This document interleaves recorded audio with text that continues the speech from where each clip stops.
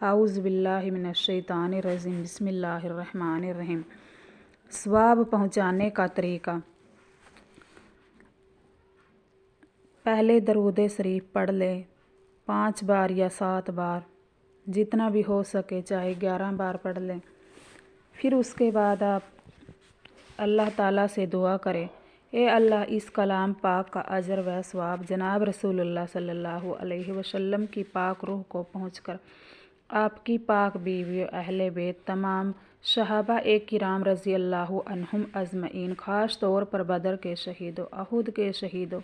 حنین کے شہیدوں، کربلا کے شہیدوں، تابعین، تابعین، دین کے بزرگوں، نیک لوگوں، تمام مومن مردوں اور تمام مومن عورتوں اور تمام مسلمان مردوں اور تمام مسلمان عورتوں کی روح کو ثواب پہنچا کر، جس کے لیے ہم نے قرآن پاک پڑھا ہو، پھر اس کا نام لے کر، یا اللہ فلاں کی روح کو ثواب پہنچا، اے اللہ تو مرحوم فلاں کو اپنی رحمت میں ڈبو دے اور جنت الفردوس میں جگہ عنایت فرما،